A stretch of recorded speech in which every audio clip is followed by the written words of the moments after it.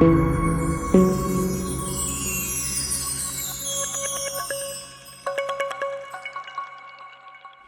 right, guys, there's something going on here. I'm making space in the garage. What am I making space for? We'll take a wild guess. I have here another coilover conversion that's about to go down. This right here is the 2003 SL500. I did a conversion on this one with Silver's Neomax with Swift Springs. That's my personal. But I have here another. I think this is a 2005 SL500 with currently working ABC. That's active body control suspension. But the owner is giving this vehicle to his brother, and you can't beat the price. I mean, this vehicle only has like 50-something thousand miles on it. It's a perfect condition vehicle. It even has aftermarket staggered 20-inch wheels. It's a good looking car here. Very good looking car.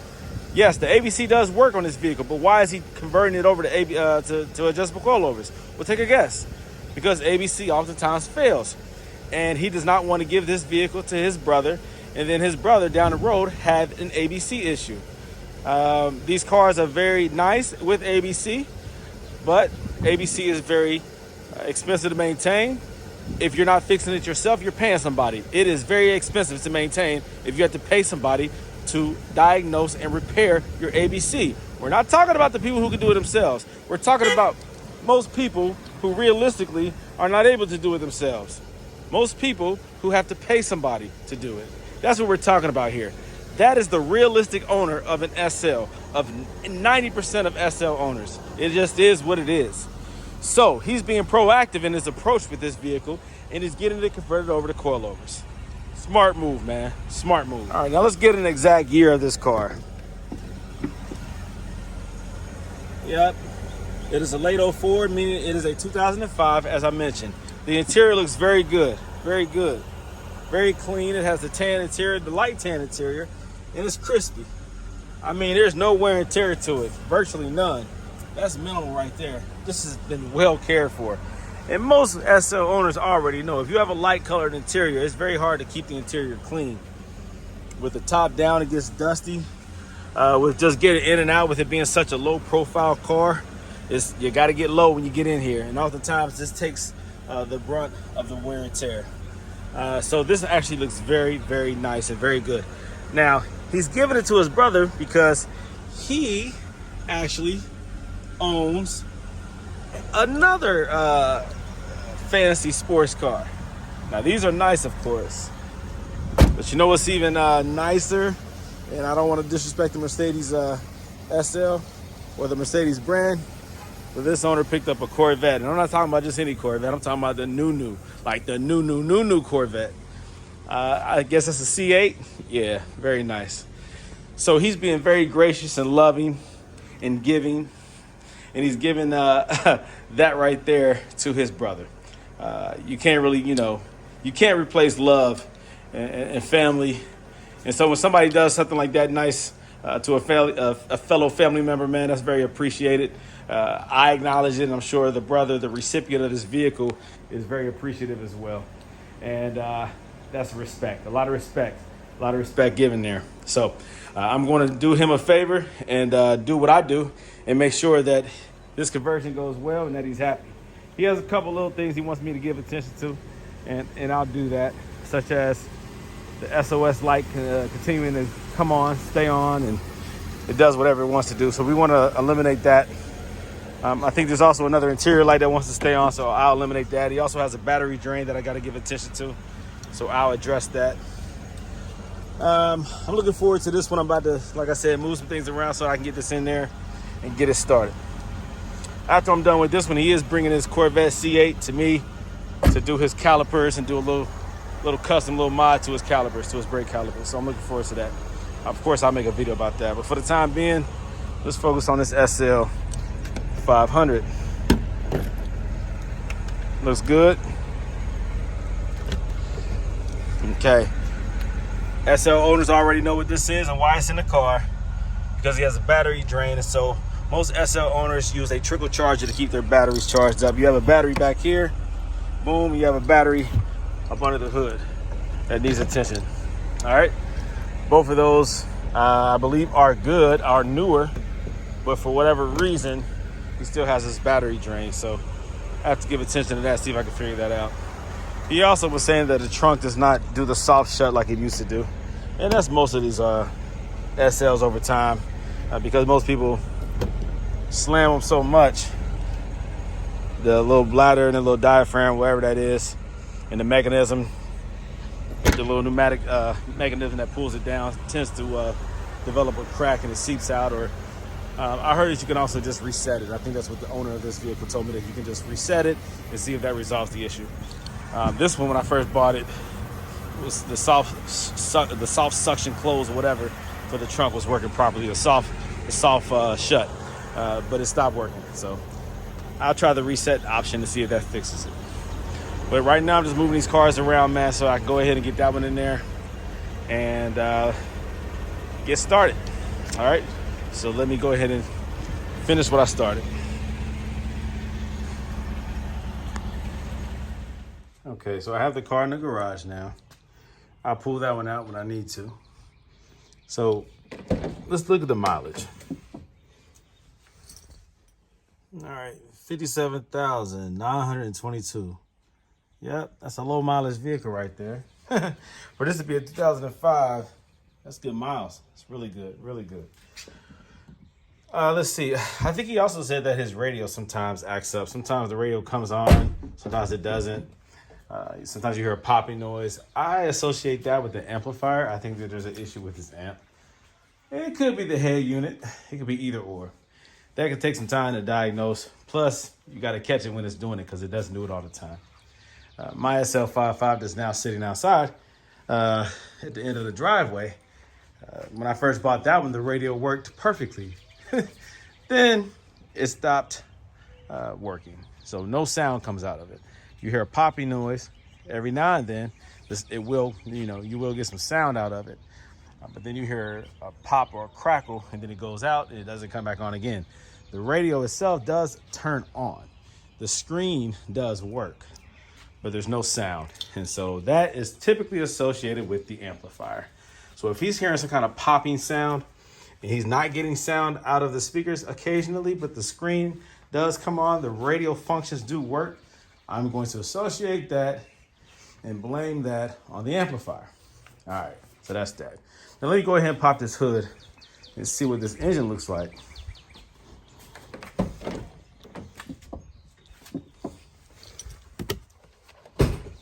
I've never seen an air freshener down there.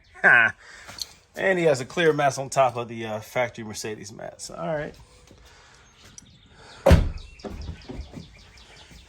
The brother appreciates cleanliness. Now let's see how clean this engine bay is. Okay, let me hit some light real quick. Okay, that's a little better. Now that looks good. This is a very clean engine bay.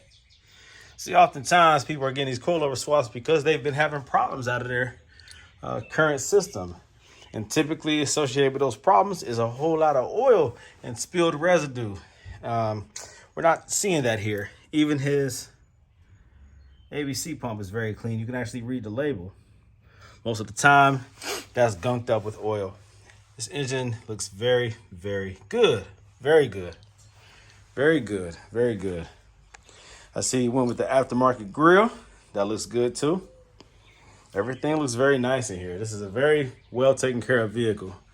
Like I said, ABC works on this car. He even replaced the front driver's side strut, I believe. He had some issues with that at some point, and he replaced that. So this is a perfectly working suspension. But we are replacing it. Again, we're being proactive. We're eliminating the potential for a problem down the road. We're making this car bulletproof. Those are one of the two main issues that goes wrong with the car is the suspension and the convertible top. He hasn't mentioned any issues with the top, so that's working. The suspension, like I said, is working, but we're removing that, making sure that this car is 100% reliable. All right, so let's get to work. This just might be the cleanest I've ever seen. Remove that engine cover, and it reveals how clean this SL500 is. It's very clean. Very clean. Like I said, this pump is not having any issues The system itself is not having any issues. Everything is working appropriately. We're just getting rid of a potential problem down the road. Just want to kind of simplify and make this vehicle a little bit more reliable. I know those who love ABC don't like to hear that. ABC is a very good system when operating properly. But when it chooses to blow, fail, or you start to get some contamination in the fluid, I know they say you can just keep changing your fluid on a regular basis. But unfortunately, it's inevitable that the lines will eventually go. The diaphragm inside of the dampeners or the accumulators will eventually break down. It's inevitable. It's just what it is. It's just what it is. And it's not even because of usage. Like the fluid, you can continually change, keep fresh fluid in there. But that's just like changing the oil in your engine. The engine is only going to last so long. It's inevitable that the engine is going to start having issues after some point. You can change the oil every 6,000 miles on a Mercedes, every 10 months, every 3,000 miles on a regular vehicle. Mercedes typically would go about 10 months in between oil changes because it's full synthetic. You can change your oil on a regular basis, but eventually the engine will show wear and tear. It's inevitable. And wear and tear is indicated with the ABC system when components start to break down, when things need to be replaced. You can continue to replace them. For some people, it's worth having the ABC on an SL. For many, that's why they bought their SL. It's because of the dynamics and engineering of the suspension. But for a lot of owners of the SL, they bought their cars because they want to drive it. They want to put the top down. They want to feel the Mercedes power. It is a beautiful car. They didn't buy it just for the suspension. The suspension is a bonus. They would have bought the same car if it had a regular coilover setup, you know? If it would have just had a regular suspension, a lot of people would have bought it then because the car is just beautiful. No different of somebody buying a CLK. CLK is not an SL, but if you were to take that same type of suspension to put it on an SL, it'd be more reliable and the value of the SL would be higher. More money is invested and involved in the SL, just like more money is invested and involved in the CL when they put the ABC suspension in that. But do you think that sales would not be the same if it didn't have an ABC suspension? I doubt it. Especially over the years with how many of these are sitting on the road or not on the road or sitting in garages due to failure of the ABC suspension. How many of these are at dealerships and dealers are trying to get rid of them for cheap because of the ABC suspension? The dealership is not willing to put the money into repairing the ABC just to sell a car. They'll just sell it as is. Whenever they see one of these being traded in, they already know it got some issues. It got some issues. It has some issues. The SL is a beautiful car, but keep in mind, it is a problematic car when it comes to that suspension. And the top.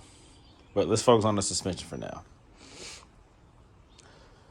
So this customer is being, like I said, proactive. He's getting rid of the ABC suspension. We're putting adjustable coilovers on there. And we're doing so that the next owner has a reliable car.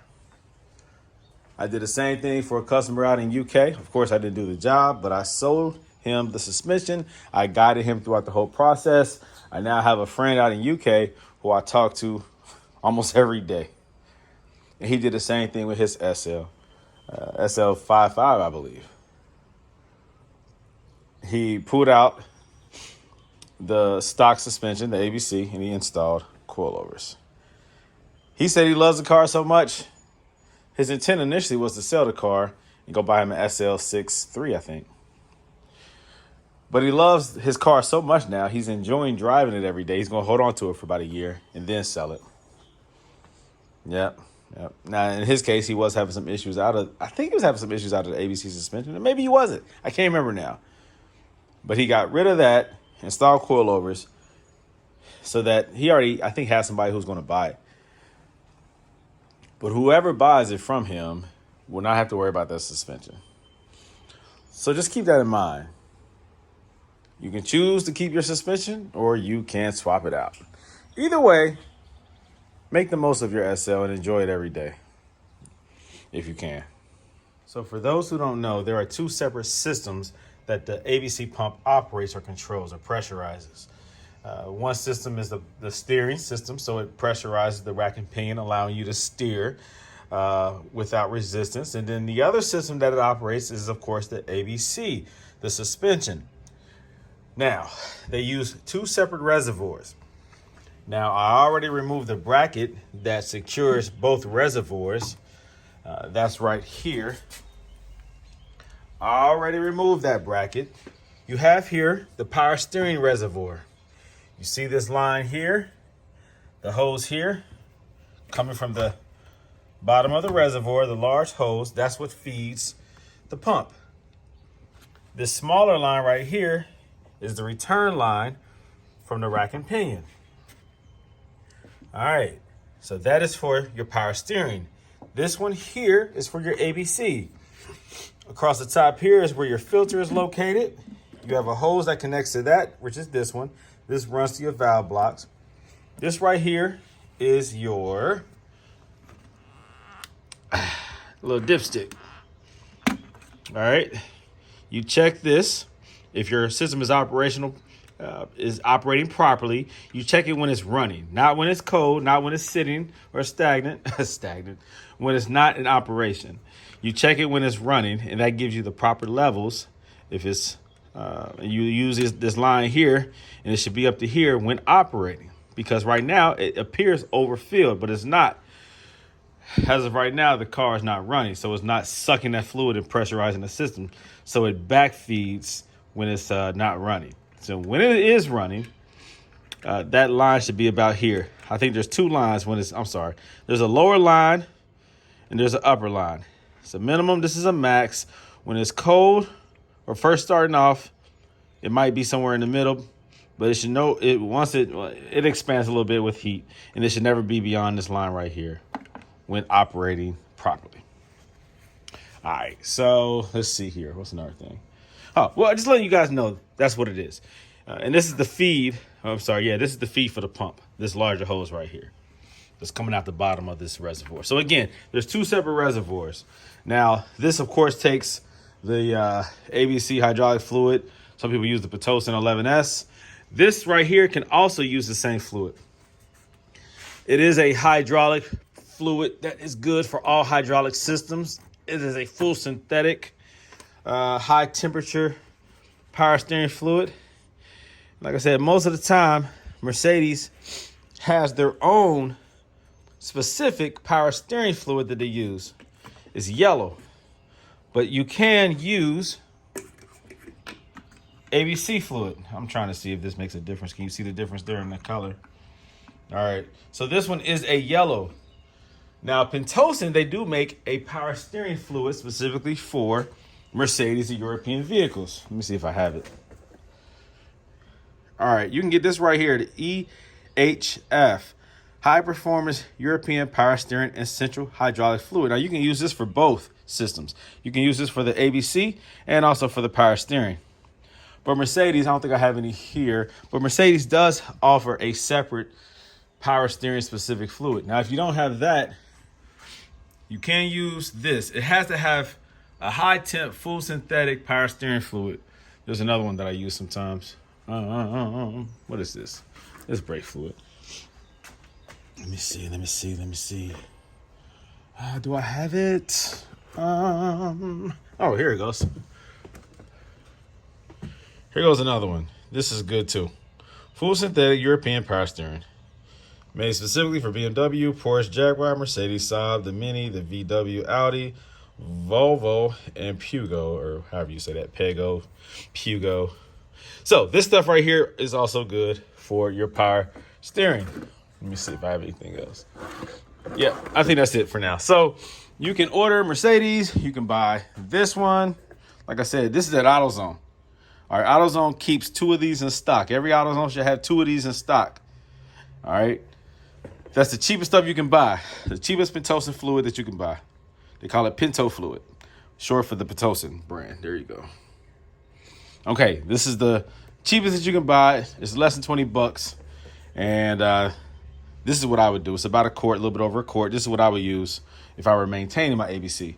But it's also good to put in there for your power steering. Now, if you already have the yellow Mercedes power steering fluid, try to make sure it's comparable. Can you mix fluids? Yes. But try to use what they're already using if you can. Okay? That's just a little tip there. Because you're going to need, when in this case, I'm removing the ABC pump. I'm putting in a standard power steering, and it uses the same fluid. So you can use whatever is in your system, whatever's already in your rack and pinion. Try to save as much of that as you can. When you remove the line from there, tilt it up, tie it back. Try to save as much fluid as you can because you're going to reuse it. And the only thing you'll have to do now is top it off. There you go. Okay, guys, just a little tip. When removing the ABC pump, oftentimes this connection right here becomes very difficult for people to access. People struggle with that. That's a 17 millimeter bolt right there that connects this high pressure line. This is for your power steering to the ABC pump. Now, a lot of people have difficulty being able to access that without stripping it because in its normal position, you have to come at a funky angle up under here in order to really get that wrench on there.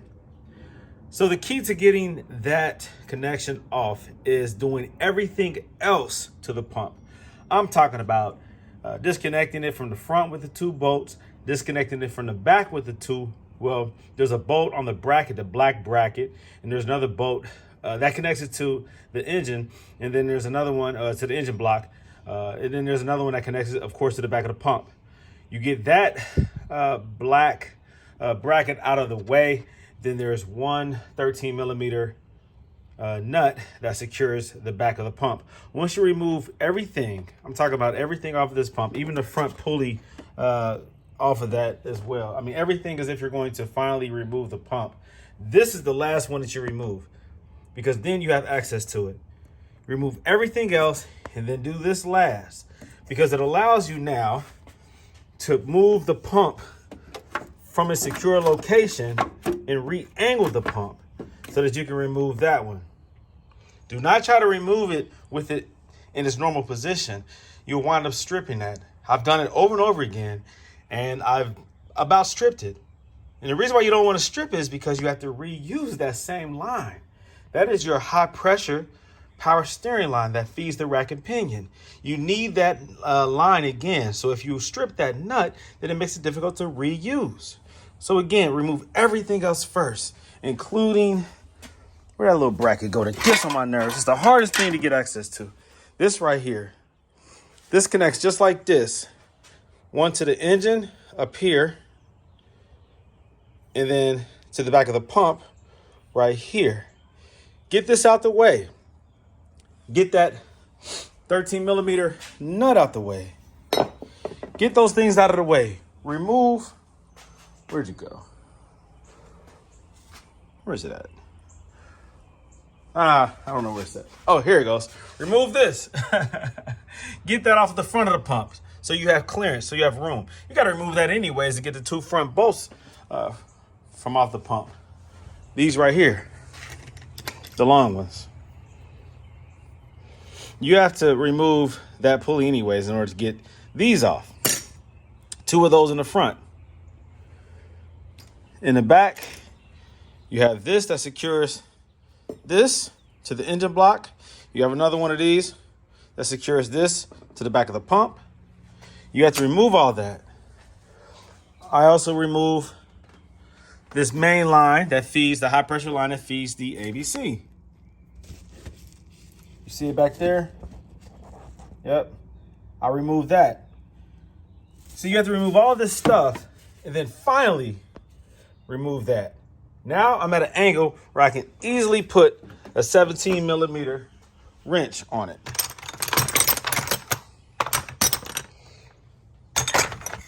I know I have one pulled out somewhere. There we go. All right.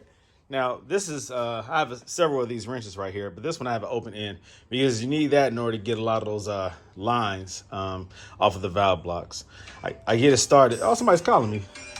Who calling me? I'll deal with that later. But yeah, so this is what you can use. Now, I'll be using a different one, but I'm going to just show you this right here. And now you have easy access to it. Easy access to it. Easy access to it. Nothing's in the way. All right? Usually this right here gets in the way. And it's in its normal position. You have to go at it at a crazy angle, and you usually strip it. It's hard to do. So remove everything else first. Re-angle the pump so you have direct access to that. You'll thank me later. See what I'm saying? Easy peasy. I broke that thing loose with just one good turn. The key of getting that off is, again, the angle. Make sure you have a good angle.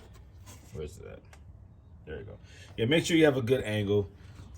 Maneuver this thing, wiggle it around so that the angle is right where you can get that tool in there. Brace it down. Use whatever you need to for leverage. Hold the pump steady. Break that thing loose, and boom, good to go. Nothing to it. All right? And it's out. Now, normally, well, I used to feel like I had to remove this in order to get this pump out, but you don't. Again, make it as easy as possible, guys. Once you get everything off of the back of here, get this one last. You can leave this in place and just get it out of there. Now, this is a perfectly working pump. There's absolutely nothing wrong with this system. So, this is a nice pump, good condition. So, for those who might want to keep their ABC active, their active body control active, and keep their original system in place, this is a good pump right here. But yeah, keep it simple, guys. I mean, the hardest part of removing this pump for me was getting that bolt off of the bracket that connects to the engine. All right, that right there was the hardest for me to remove. Once you get that bolt out the engine block, it's hard to do it because you got to use extensions. They have to be just long enough for you to be able to still use the wrench or the socket wrench or whatever in order to turn it. So you have to use a combination of small extensions and whatever else to make it work. But I was able to do it. I think I used a combination of, I don't know. You got to have a couple extensions. You got to play around with it until you're able to get it. I got it from this side right here, but you got to fill up under there. I have small, medium-sized hands.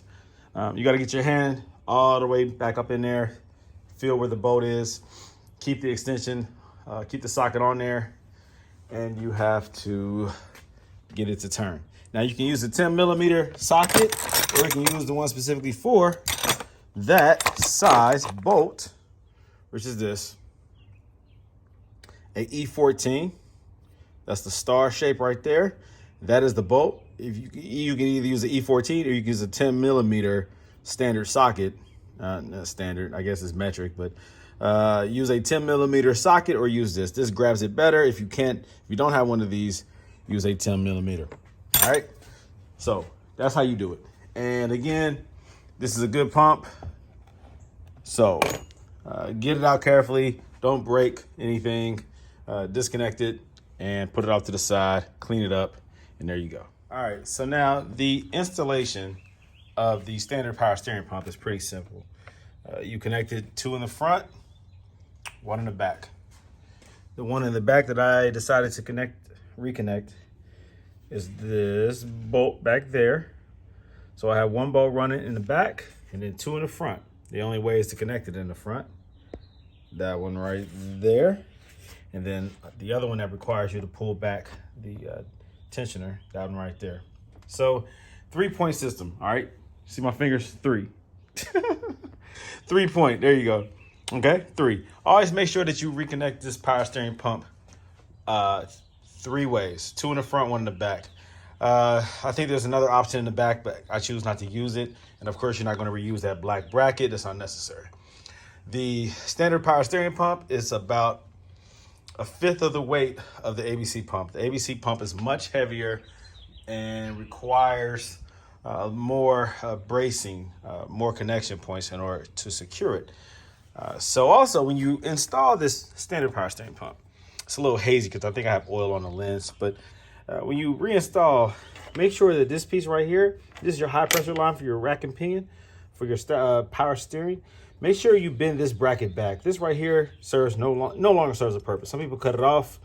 Some people, in my case, I just bend it back out the way because it will get in the way of this belt. So you have to reconnect this belt. It will rub otherwise. It actually touches the belt. So bend that back. You don't need it. Just take some pliers, bend this thing back, get it out of the way. Make sure you have some clearance. Make sure your finger can go in between this pulley and this piece right here. All right. So again, it's obsolete. You no longer need it. I would bend it back once you have this fully secured to the standard power steering pump so that you're not messing up the threads of that. So go like this and bend it back out the way. All right. It's very pliable. It's easy to bend. So just do that. Get that out the way. And I typically will reconnect this hose. I always do this.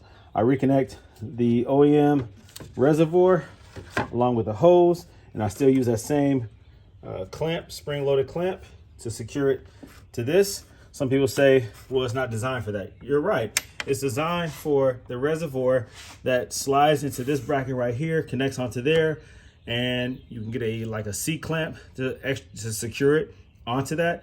There's also an O-ring for the reservoir, and there's a bolt that secures the reservoir as well. So that's what this is designed for. It's the pop-on with a washer, with a metal C-clamp. All right, that's an option. If you want to have a even more clean look, you secure it to you buy one of those from our website, from www.goelementautoworks.com. You can buy that on my website and it will connect here. So you'll have everything that you need right here above the power steering pump. But in most cases, and plus I'm trying to help people save a couple dollars, I just tell them to use the OEM standard power steering reservoir, the original one that was in the car, and I'll re-secure it to this bracket right here. It'll sit right here. You use this, connect it to that. Make sure you push that clamp back all the way onto it. Make sure that clamp is all the way back. Make sure the hose is pushed back as far as you can and put that clamp back pretty far so that it secures it. Tug on a little bit, make sure it's on there securely, and you're fine. So you don't have to spend any extra money. Use the OEM equipment, and you're good to go. All right. So after this is connected to it and fluid is flowing back to the pump, I typically spin that a little bit just to get that fluid in there so it's not a dry start. There is already oil in there. It is already lubricated from the factory, but I typically do that just to get, eliminate some of those air or dead spots. All right, so just a little extra tip there. Make sure that you also remove the ABC fuse on the driver's side only engine compartment whenever you're doing this conversion. That eliminates the red ABC light. You will still get the white light at startup, but that's nothing. It doesn't impede visual, being able to see anything else that's on your cluster, because you just hit the button on the steering wheel and that white light goes away. That white light comes up just like if a headlight or any kind of warning. If you had a headlight that was out, a bulb that was out, whatever. Same type of light, same type of warning. Push the button, it clears. So there you go. All right, so the pump is in, the belt's back on. So guys, don't be afraid to kind of manipulate or alter the original position of things. Once you start doing modifications and customization, such as this, installing this aftermarket standard power steering pump into this vehicle, the original hose, as I explained, is not designed specifically for the pump. And so it requires you to angle this a little bit more.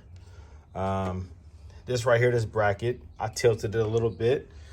I did it so that there's less tension on this hose here. This hose, it could use some extra length, but the OEM, the original length, the original hose is fine to use. Just make sure that it's pushed back all the way and that clamp is on there securely. And make sure that you tug on it, make sure it's not wiggling, make sure there's nothing excessive or anything noticeable, any kind of excessive movement or unnatural movement that will compromise it once under pressure. There is really no pressure on here. This is just kind of gravity feed. So there really shouldn't be anything tugging at this anyways. But I do that just to make sure that it's secure. So you tug on that, make sure nothing is questionable, okay? Make sure it's on there nice and snug. Make sure that spring clamp is pushed back there far enough to grab the hose, not beyond the hose, because it's not gonna sit flush up against this. There will be a slight gap there, but it goes back as far as it possibly can, according to the design of that little inlet, okay? So push it back as far as it will go and put that clamp onto that hose as far back as it will go without going past the hose, and you're just fine. Again, I had to tilt this a little bit or angle it a little bit according to the bracket, maneuver it this way like that so that there is no tension here. I don't want to collapse hose. Again, it's not under pressure, but I don't want it to collapse. I don't want too sharp of an angle. So let it be natural, let it lay smooth just like that, and you're good to go. All right, so this is on there secure. This hose right here is just this right here goes to the ABC. This feeds into the ABC valve block up under here. So I'll be removing all that stuff anyways. So this will soon disappear. And you can always start the car, make sure there's no crazy sounds or noises, make sure the power steering is operational. Your fluid level is going to drop. So keep an eye on that and top it off. I'll start the car. I'll turn the steering wheel to the left and right. Let that work, you know, get the air out of there, out of the system, and top it off, and you're good to go with the power steering. And then move on to the next step if you are doing the conversion. All right, so I just started the car. Nice and smooth, quiet,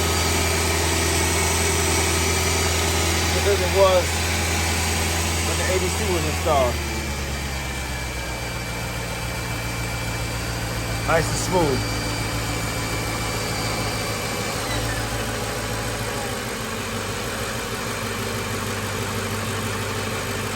You'll see a little bit of smoke coming up out of here because of whatever ABC fluid dripped down onto the exhaust manifold during the removal of the ABC pump.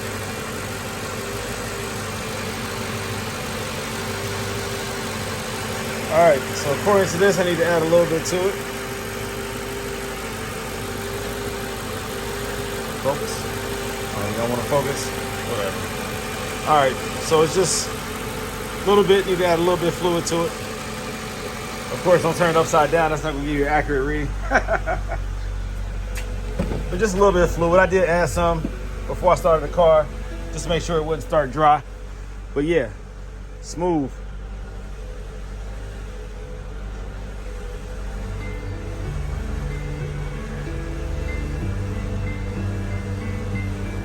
If you're getting any kind of whining, then you might have some air in the system you got to work out, or you might have got a bad pump. As many of these that I've sold and installed, I've had probably 2 situations where the pumps were bad. Sometimes if you get that dry start, that's an issue. Correct it. Let me see. All right, if you get that dry start, sometimes you will mess the pump up. And of course, just like anything else, nothing's perfect. These pumps come with a 1-year warranty, so if there's an issue, let me know, and I'll send you a new pump. But in most cases, 99.99% of the time, the pump is good, everything is good. So like I said, I have personally installed a pump, and it made whining noises, and it never went away.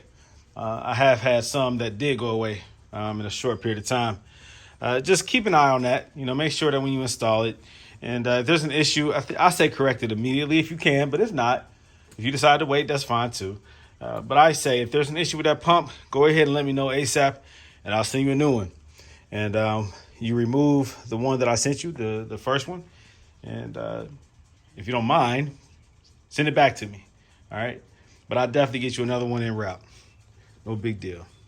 Try to take care of my customers and my clients. They take care of me. I take care of them. All right, guys. So if you have any more questions, let me know regarding the installation of these standard power steering pumps and replacement of the OEM ABC pump. If you just want to ask, how do you remove the ABC pump so that you can install another ABC pump? I'm cool with that. I don't give a crap. I'm here to help. So if you want to maintain your ABC, cool, I'm down with that. If you want to swap it out for a Silver's Neomax coilover swap, I'm down for that. You let me know what you want to do and I'm there to help. Appreciate you guys watching my videos. More to come. Peace out. Now, this also may be a good time for you to change your belt. If your belt needs to be changed, when I did all that, before, of course, I got to this point of completion, it's a good time to change your belt. In my case, this belt was fine. It's a brand new condition belt.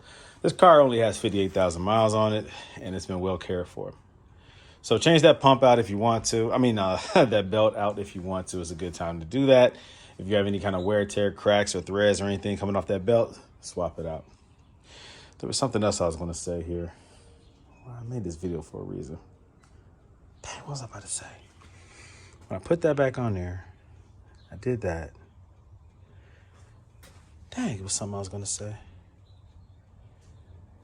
Oh, there it is. Okay. So now, if you are simply, let me see, if you're doing a coilover swap and you want to leave all your ABC lines and everything in place. See, in my case, I'm about to pull out all the lines and was like 90% of the lines and also all the valve blocks and all the stuff from the driver's side mostly. So I'm about to get busy with that. But this is the point, really, you don't even have to cap this off. You can tie this back. Now, regarding caps, when you remove these struts, put caps in place. What caps am I talking about? I'm talking about these. You can put these caps right here on the ends where you disconnect the strut. Put these caps in place, tie this off. That high pressure line for the ABC system that was on the back of the ABC pump, you don't have to worry about that. It's no longer under pressure. Once you remove that fuse, the ABC stuff is done. You can literally just now start removing the ABC struts and install coilovers. And then this system is done. See, but when I do it, I get a little deeper. I like to eliminate as much weight as possible. I just eliminated this big old heavy thing. The ABC struts are ridiculously heavy in comparison to the coilovers. I'm shedding a lot of weight. I'm gonna get back up in here and I'm gonna remove the pulsation dampener. I'm gonna remove this right here, the valve block here, and also the one in the back. It's a lot of heavy stuff that's coming off of this car. I like to do that because I like my customers to feel the difference. Unnecessary weight. You're removing 200 pounds of weight, maybe 300 pounds of weight. I don't know. You're removing some serious weight from this car when you get rid of all this stuff. You think I'm playing? Pick up one of those ABC struts, see how heavy it is. The ones in the front, super heavy. I think they're longer than the ones in the back, but they're all long. They're all big. You know what I mean? Anyways, so go ahead and shed the weight of this vehicle if you want to, or you can stop at this point and just now put the caps in place. Go to my website if you want to order these, www.gohelmaautoworks.com, and install these caps where the ABC struts were once connected.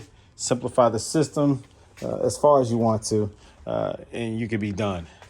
So I could be done now, if I were to jump to that, but it's going to take me a little bit longer. It's going to take me a couple hours to go ahead and remove all the stuff and then get to the struts. So I'm far from done, but this right here is a major step. To get rid of that ABC pump is major.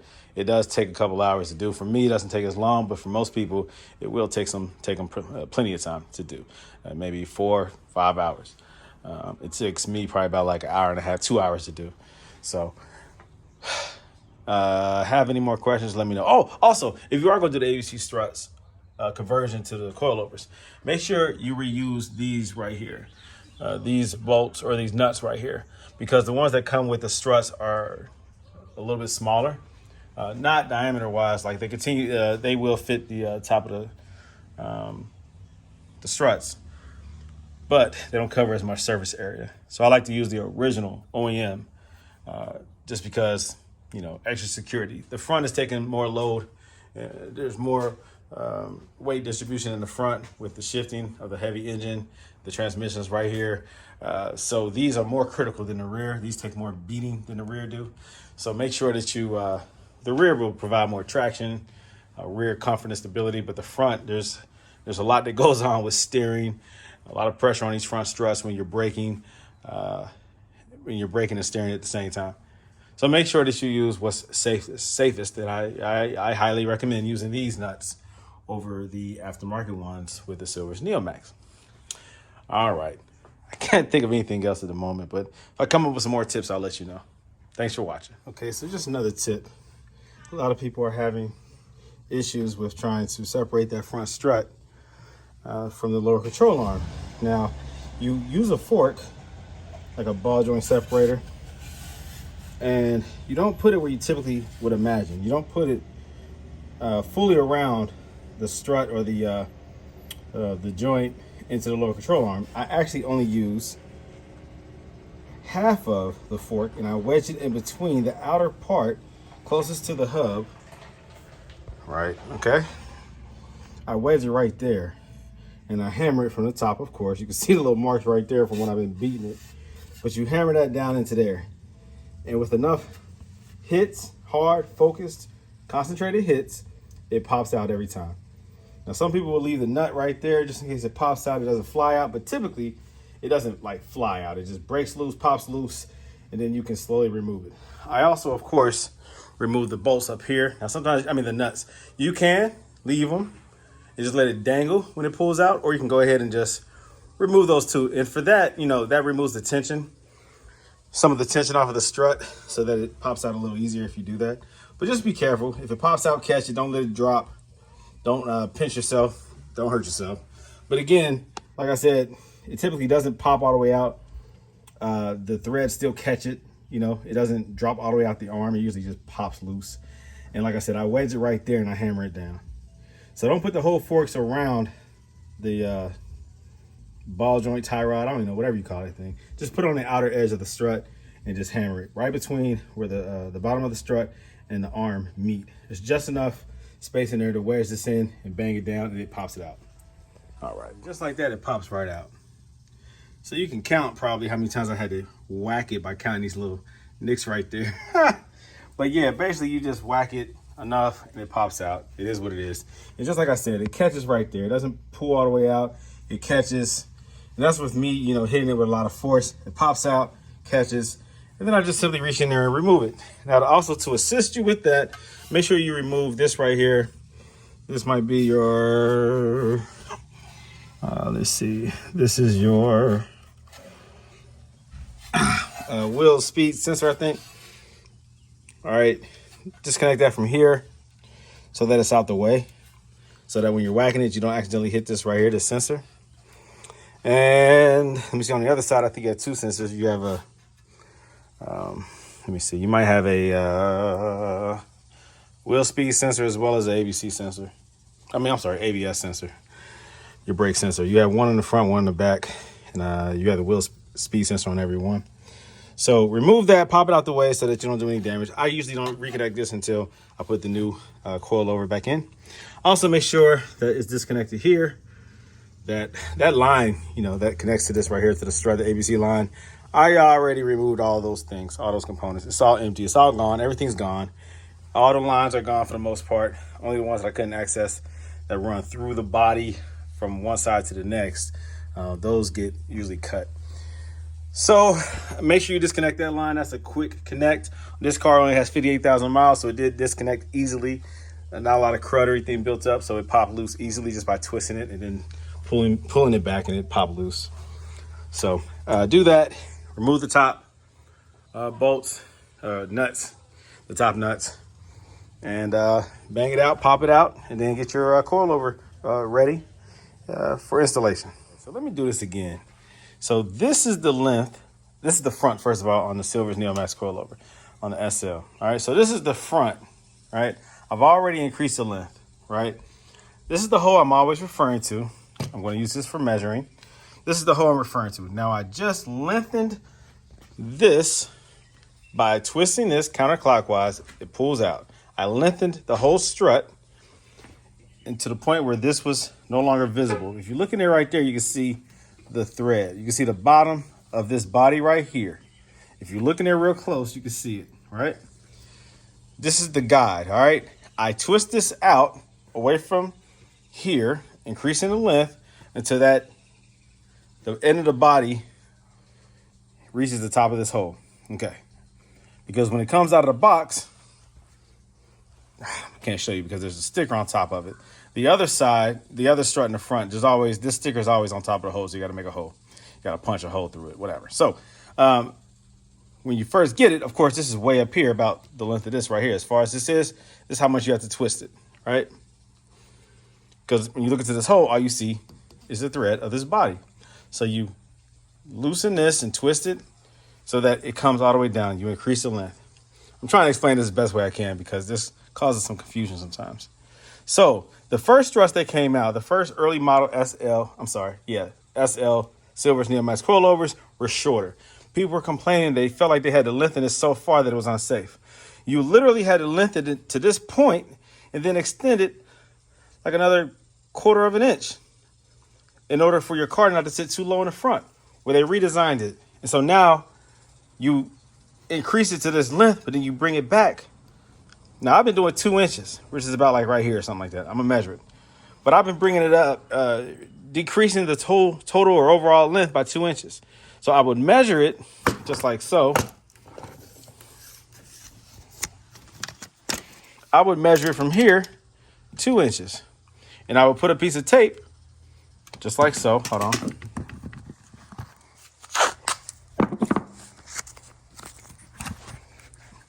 All right. So I would do 2 inches. See if I can just do this with one hand. And whatever it is, let's just say it's this. Let's just say that was 2 inches from here.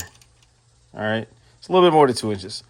But I'm doing this just to illustrate. I would measure it 2 inches. I would bring it down to about here. Okay, let's just do it for real. One hand, you know what I'm saying? I'm trying to do this with one hand. All right, here we go. That's about 2 inches, right? So I would measure that 2 inches. I would bring this up to here and I would install it. And that used to be like a perfect setup. Now, the last one I did, I needed to decrease the length. Or what did I have to do? Let me think. Did I decrease or increase it? Let me think for a second. I had to decrease it almost another inch. It was sitting too high. Or maybe it was sitting too low. I don't know. So let me just do this. 2 inches, okay? This is what I'm doing, guys. I'm increasing the length. Decreasing the length 2 inches. I increase it when I brought it down. I'm decreasing it when I'm bringing it this way. I'm going to twist this lower part of the body 2 inches. All right, let's see what happens. Guys, this is Brandon Green again from Autoworks. And so I have a updated measurement for these front struts on the SL500, 55, or whatever, the R230. So this front strut, this is Silver's Neomax. I've always said to increase the length where the hole disappears.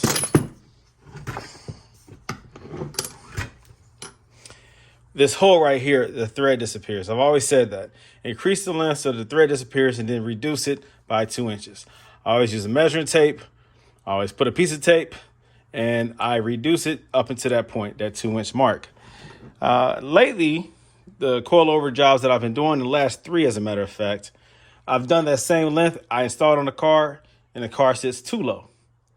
I guess something has changed where they have now change the overall length of the strut where that measurement no longer is sufficient. When I do that, then I have to increase it an inch. So I know when I first started installing these coilovers, they used to be too short where you had to increase it to the max length in order for it to sit right on your car.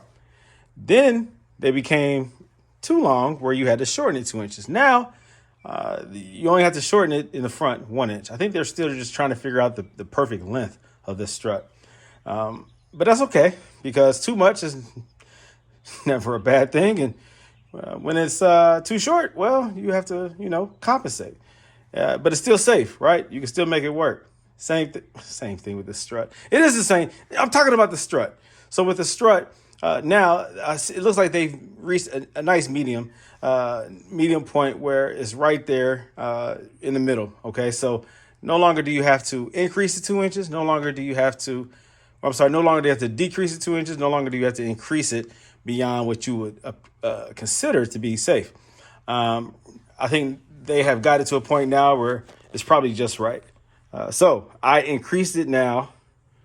I increased it down to where the thread disappears in the hole, and then I decreased it 1 inch instead of 2. 1 inch instead of 2. I think that might be it. All right, so I'm going to install this one, and let's see. So putting it on the car with a 2-inch decrease in size or in length was not good. I already took it back off, but I already saw that the tire itself with the car lifted in the air only had about this much clearance. That's not enough. This thing is supposed to fully drop at least down to here. So the 2 inches is too much. So I already made the adjustment. I took the other side strut out of the box and measured it. And now I believe instead of decreasing the length 2 inches, I decreased the length 1 inch. And I think that that is the sweet spot. I think that's it. I did that with the last install that I did on my Swift, on my SL500 down there with the Swift with the Swift springs on the Silver Neomax coilovers. I did it 2 inches, realized it was too short, increased it 1 inch. So that's like the last three that I've had to do, that I've had to go back in and increase the length by an inch in order to make it sit right. Now this customer wants his to sit a little bit. This customer wants his car to sit a little bit lower. So I'm going to do the 1 inch, and then the back I always do 1 inch, and the back always tends to be right. But the front, for whatever reason, that 2 inches was too much for the last two coilover jobs that I've done. So I think that they might have altered the overall design of the strut, where now 1 inch, decreasing the length 1 inch should be sufficient. Let's see. And here goes another sure-proof way of measuring it as well. So at the top right, well, at the bottom of the top mount, measure it down to the length right here. From here, the length of the strut, just to about there. So we're looking at 15 inches. All right. That's a way of measuring, making sure both sides are even after installation, before installation. Like I said, I take it down there to the hole, bring it back up now 1 inch, and then I measure it from here to here, and I'm getting 15 inches. There you go. All right, so a lot of people are contacting me directly, asking me, how do you remove the rear strut on an SL? This is an R230. A lot of people are having a hard time because they go online and they follow Strut Master's instructions, which involves disassembling the rear hub assembly. Like all of the attachments, everything that connects to the rear hub, including, I think, the calipers, you have to remove. And once you disassemble this, it's so hard to get the leverage and the strength to be able to put everything back together. All of these arms that attach to it are under strain or under pressure. The worst of all are these and the bottom one. You try to put that back together, you're gonna have a hard time trying to do it. So let me tell you the easiest way to do it. Do not follow Strut Master. I repeat, do not follow the Strut Master way. Now keep in mind, I do this on the ground. I use a jack, and I use those, well, can you see the jack stands right there? I use a couple of those, and I use that in order to remove the strut. So the process is this. You only have to remove 3 bolts, not including the 2 bolts on top of the strut. Down here with the suspension, you only have to remove this torsion bar right here, this bolt. All right. You have to remove that bolt right there. That's for the strut. You have to remove this bolt right here. That bolt has a nut on the other end. That bolt also needs clearance to come all the way out. It comes out 80% of the way, but to clear it, you have to lift this exhaust. You have to put a jack stand up under here, and in my case, I lower this jack and it lifts this up. Or you can put a jack up under here and lift it up, but lift it up from the outermost part right here. Lift it up so it has enough leverage in order to raise and clear. That's all you got to do. All right, get that bolt out. This arm drops down right here. The arm drops. It makes room for the strut to just slide on out. It's that easy. Again, pulling that bolt out, this nut with that bolt attached, and of course this torsion bar right here, and that gives you the leverage that you need to clear it. It's really easy, guys. Way easier to do it this way than the other way. And when you reassemble it, now you can choose to put this bolt in the same way, lifting up the exhaust in order to push it in to clear it, or you can put it in backwards. The problem is going in backwards, it extends out too far and it will hit this torsion bar right here. You can see there where it sticks out. When the bar is back in place, it's right there at the bolt. The other end of it sticks out further than the head does. So you have to use a washer. If you're going to reverse the installation of the bolt, put it in backwards with a washer at the head. not on this end, on the other end. That way that bolt does not extend out as far and it won't touch the torsion bar, okay? It will rub against that torsion bar if you put it in backwards. You can either shave the end of the bolt, the threaded part, about half an inch, quarter of an inch short, or just use a washer, okay? Use a nice thick washer that fits on that bolt and you'll be just fine. It will clear it just perfect and you won't have to worry about raising up this exhaust in order to put it back in. Now, I've recently been doing that because it's just extra work raising that exhaust pipe right there to clear that bolt reinstallation. So again, guys, this is the easiest way to pull out this strut. Do that in the rear. It's very easy. All right, do not follow Strutmaster. This is the easiest way to do it. All right, guys, so here we go. Here goes the 2005 SL500. It is complete. Well, the coilover conversion is done. I still have to make the final adjustments, just tuning it, making sure it's dialed in correctly. But this is the height that the customer wanted. This is 1 inch in the front, 1 inch in the rear from the adjustments that I showed earlier with the coilovers. When you extend it to the hole, and then you dial it back or shorten it 1 inch in the front, 1 inch in the rear. Initially, I was doing 2 inches in the front. It was too short, so I had to increase it 1 inch. So I made sure that the front, both sides are even, and that the back now, of course, I really had to change that. That 1 inch is just right. So 1 inch in the back and now 1 inch in the front. Do not adjust it 2 inches, just decrease the size 1 inch, and this is the results. Now, if you want a little bit taller, do so accordingly. So I like the way this is sitting. So I'll update my other videos. I won't be able to change the videos themselves, but I will put it in the description that it's been an update, that the latest and greatest SL coilovers from Silver's Neomax. It is 1 inch in the front, 1 inch in the back. Okay, extend it to the hole and then decrease it 1 inch in the front and the back. This looks good. These are 20 inch rims staggered. 20 by 9 in the front, I think 20 by 10 in the back. It's a nice look, man. Very nice look. He wanted it a little bit lower than ABC. And this is it. Looks great. All right, so this is it. All right, the sun is getting low. It's the evening time. About 9 o'clock. Just finishing up. Taking a look and see what it looks like, how it drives, how it sits. Looks good, man. Looks real good. I'm happy with the results. Still got to dial it in a little bit. It's riding on the more firm side. Doing that because it's sitting pretty low and his offset on his wheels has his tires I think it's safe. It's not really pushing the limits. I don't think the tires will catch the fender, but we'll see. The front is tucked in pretty nice, but it's a nice low setting. This is how he likes it. This is how he wants it. So that's what I got going on here. So this is nice.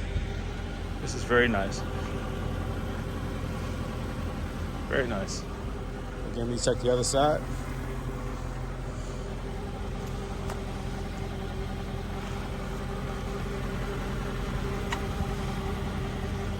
Looks good. Same thing here.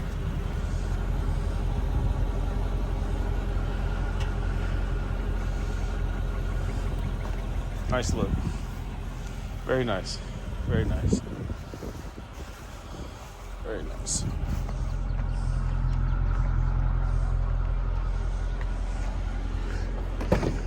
Let's take it for a ride.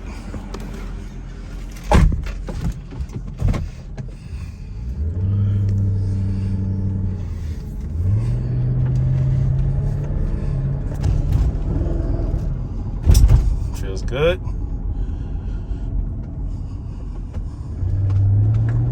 Nice acceleration. I can tell this thing only has 50-something thousand miles on it. Good response.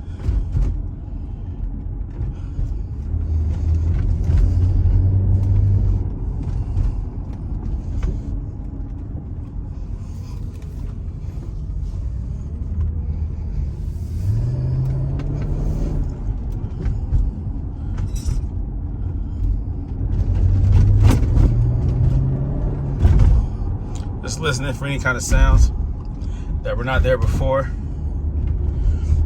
Make sure there's no creaks or rattles or thumps. Also feeling how that suspension feels in the rear versus how it feels in the front when I'm going over bumps. And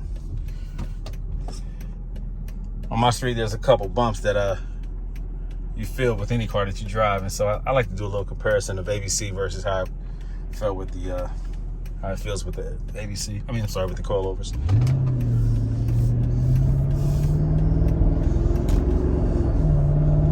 Of course, coilovers do not change the handling of the vehicle, other than, you know, the lack of remaining flat on the corners. Now, if you want sway bars, that will allow you to drive it even harder and faster around corners, but most drivers do not drive like that. And honestly, it's a little gnat in there. I do tend to drive mine pretty hard, but I don't have sway bars, and I don't feel like I need them.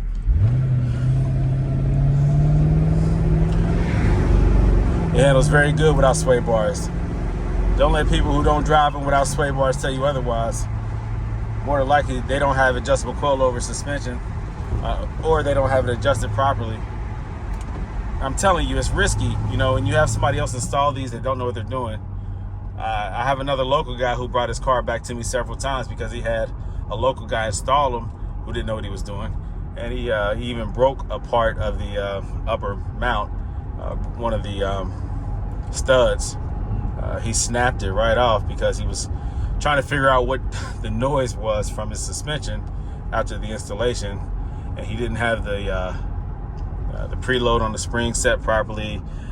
You know, and I don't know, it was like when he first had the coilover swap done, he brought it over to me, and I took a look at it, and it was uneven. I mean, things were over tightened and under tightened.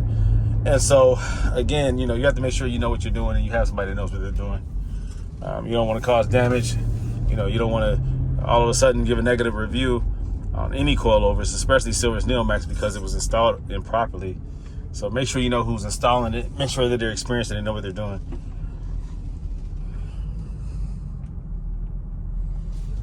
Feels good.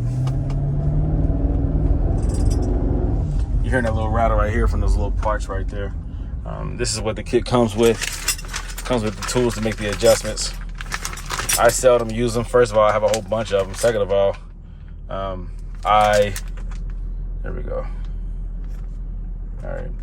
I tend to use a long flathead screwdriver and a hammer in order to secure the collars on the coilovers. I don't use that tool right there, those tools.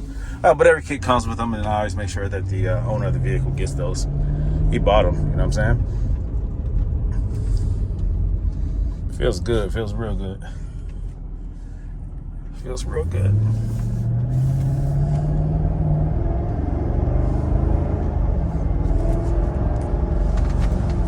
I just realized I don't have my seatbelt on. Safety first.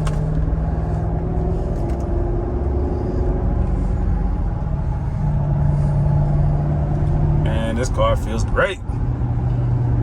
I don't care what anybody says about making a car worse. If I added coilovers, it's the dumbest thing ever.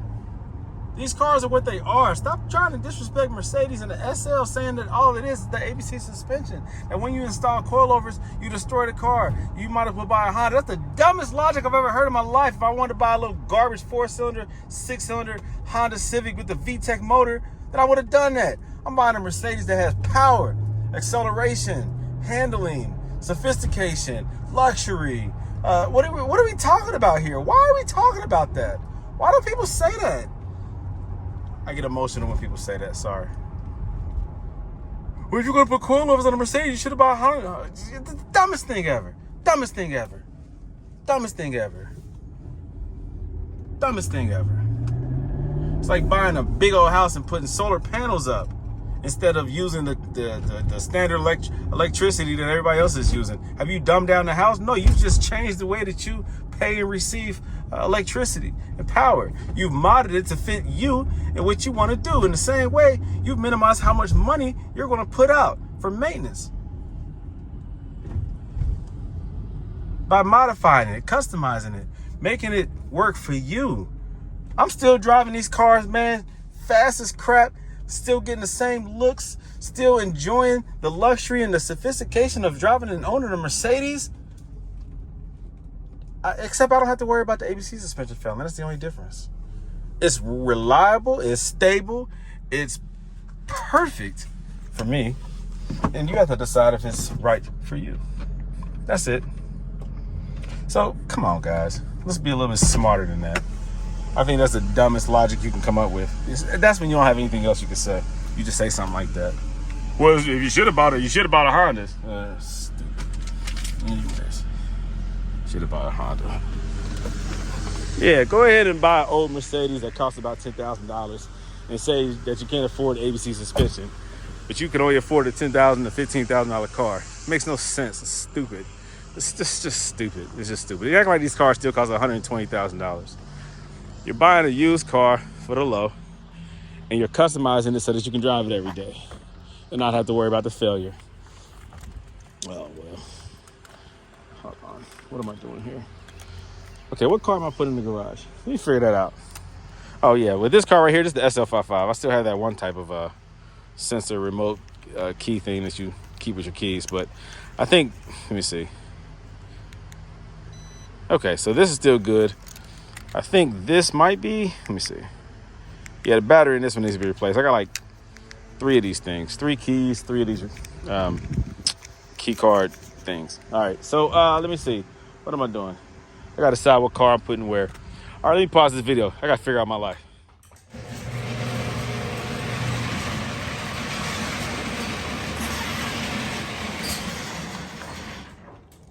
All right, it's another day. Oh, let's see. Let me get myself together. It's another day. I'm well rested, or I guess I'm rested enough to get back to work. Whew, got my coffee here. And I'm walking out to the SL that I just completed the coilover conversion on last night. I love coffee. Now, first off, I do want to apologize because I think I came across a little whiny last night, referring to the analogies on the SL500 or the comparisons that people often give once you do a coilover conversion. I tend to get a little emotional when it comes to discussing the advantages and disadvantages of ABC versus coilover. And so sometimes I get to, rambling and just speaking whatever is on my mind. And sometimes what's on my mind shouldn't be expressed. And so if I came across disrespectful to anyone who happens to buy an SL and decide to do either keep ABC or do a coilover conversion, either decision that you make is totally up to you, and I respect both. The opportunity to buy these beautiful, well-engineered, German-engineered, highly engineered vehicles for under $20,000, it's a great opportunity. Anyone who has taken advantage of that surely understands what I'm saying. These cars, in comparison to what's out here now, oh my gosh, these are unbelievable vehicles. And it kind of hurts my heart to see them sell for cheap on the internet because they have issues. And most of the time, people are tired of dealing with them. Most of the time, when they're selling that cheap, and when I'm saying cheap, I mean, I'm seeing them for $5,000, $4,500 to $6,000 here recently. It's because, well, the top doesn't work and the suspension has failed. And people just don't want to keep dealing with this. It's very sad that over time, I mean, if you just do the math, I guess, and you look at the ratio of owners and second, third owners of these vehicles, sometimes fourth and fifth owners, over time, the system does get neglected. Maybe the first owner had the warranty. It didn't have any issues with the ABC. And if they did, it got repaired through Mercedes. And then maybe the second owner followed up, continued to take care of the car, appreciate it for what it was, and maintained it. By the time it gets into the third or fourth owner's hand, well, the value has gone down. People can finally afford to get one of these. And sometimes they don't know what they're getting. They don't understand the complexity of the system and the money that it takes to maintain it. And then they start cutting corners. And so eventually it winds up on Craigslist or Facebook Marketplace or some other online auto sales website for cheap. It winds up being sold for under $10,000 with a lot of issues. So now it's easy to find one that's problematic, harder to find one that doesn't have any issues that's reasonably priced. Over time, people come up with solutions on how to, kind of like a workaround. You know, coilovers are not new. Coilovers have been installed on vehicles forever.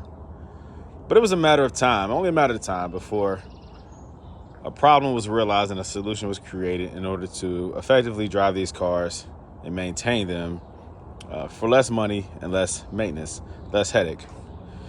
And so coilovers tend to be that solution. When you get these cars, everybody loves the look of these cars. They love owning a Mercedes. Finally, these oftentimes were people's dream cars growing up. They always wanted one. You know, in my culture, I've seen them in music videos all the time. If you saw somebody with one, seldom was it one of us. Where I live here, you know, this side of town, seldom did you see someone young or someone who didn't have a lot of money driving an SL. It had to be someone who was established, someone typically older or whatever. And so to be able to have access to these vehicles now, you know, because they're cheaper, it's a nice thing. It's a beautiful thing. It's a wonderful thing. Now, like I said, with that comes issues and problems typically. If you find one in great shape, you're going to spend a lot of money. And when I say a lot of money, it's still under $20,000. It's not a lot of money in comparison to the cars that's out here now. You buy a fully loaded Camry, you spending $40,000. Buy a base Camry, you spending $25,000, $28,000, almost $30,000. So what I'm trying to say is this: even though it has some out of date, you know, maybe interior design or maybe some electronics when it comes to all the little techie stuff that these young people are going after when it comes to newer vehicles, it is still the best roadster, appearance wise, exterior wise, and interior wise. You can customize it and add a little bit of technology to it to make it fitting for you. But typically when you're buying these cars, you're not going for that the latest and greatest gadgets. You know, you could buy a Hyundai and get an upgraded interior with all the little knickknacks and all the stuff that people are putting now in modern cars. That's not even special anymore. Like I said, Hyundai, you know, gets the touch screen with Bluetooth and maybe GPS and reverse cameras and mirror sensors and cameras. I mean, so it's, you know, if you want to do all that to these, fine, but you're not buying this for that purpose. You're buying it because of the engineering. You're buying it because of what it is. Now, the suspension is phenomenal. The ABC is great when working. And so for those who choose to keep it original, keep that ABC working, man, nothing but props. Nothing but props. I'm not saying problems, nothing but props. I'm giving you props. It's a good thing if you could do that. Great. But don't let the suspension prevent you from owning and enjoying what this car is. It's not just the suspension. And I'm telling you that from experience. For those who continue to love and maintain their ABC, great, do that. But this car is more than ABC. If you don't believe me, pull up anywhere, take it anywhere, clean it up, shine it up, take it anywhere. Not one person will mention the ABC to you, but they will mention how gorgeous, how beautiful, and how, I've always wanted one of these cars. Man, it's a convertible, right? Yeah, it's a convertible. Oh my God, this thing is awesome. It's beautiful. Oh, I've always wanted one of these. Not one mention of the ABC. The only time somebody mentions ABC is if they are familiar with the ABC suspension. And the question that they ask you is, does your ABC still work? Because they know that's the common problem. Now, you can show off to your friends and say, hey, look, I have a suspension that races up and down. That's about as furthest I've ever gone with my ABC when it comes to telling people what it is, you know? You might tell them, yeah, it remains flat in corners, blah, blah, blah. It's amazing, da-da-da. Yeah, the suspension costs more than the car to maintain. Yeah, you can go on and on.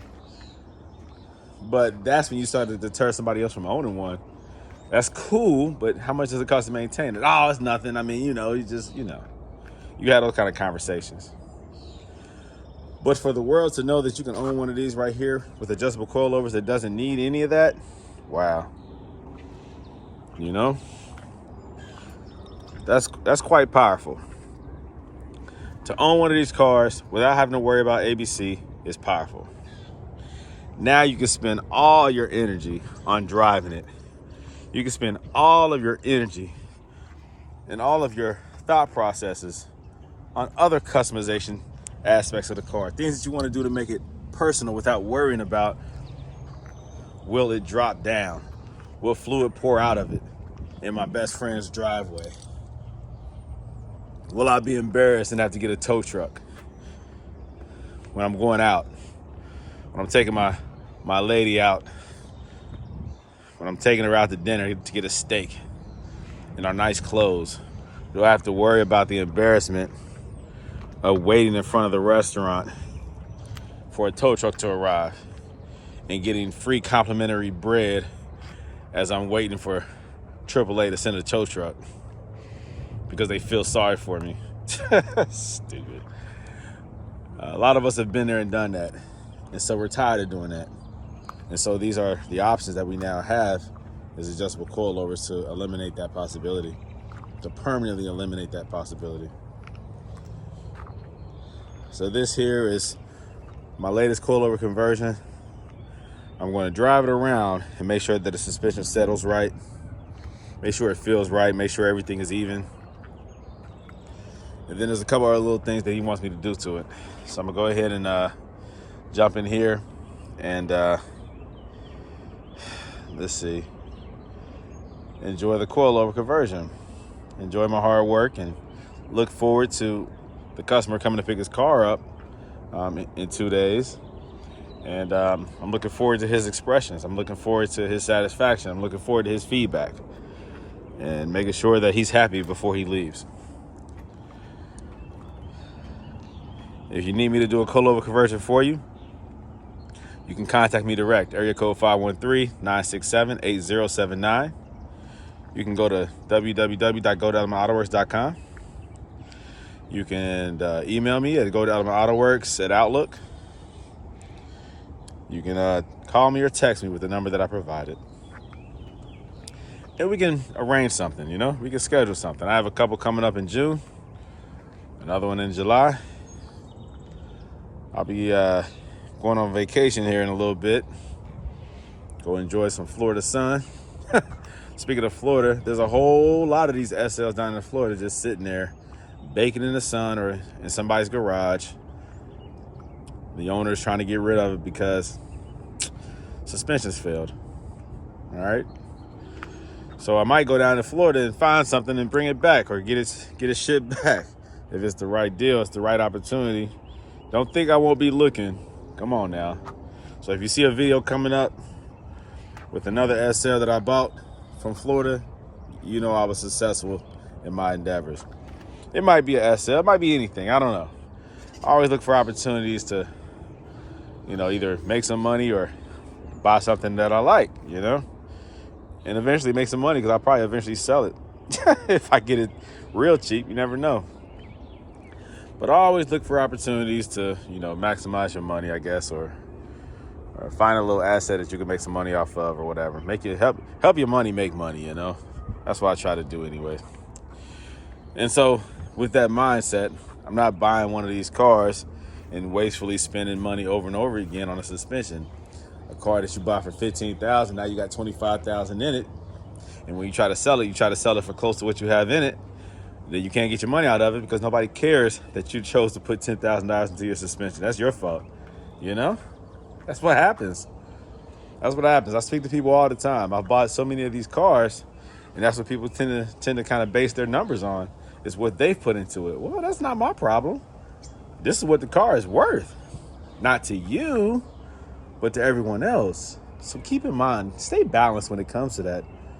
All right? Keep it, valuable. Keep it within its value.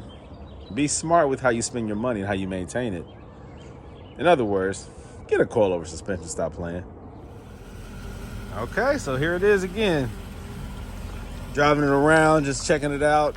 I keep parking it and getting out, making sure the suspension is even. You got to do that. You got to drive it, hit the brakes hard, get out, see how it settles. Over time, the suspension does settle a little bit. Just over time, it takes a couple months, of driving it. The springs are going to do what they're supposed to do. They're unloaded, of course. They're once loaded, they tend to settle, and the car will sit a little bit lower, probably like 1/8 of an inch, 1/4 of an inch, something like that. Anytime you install new coilovers or springs, struts, whatever,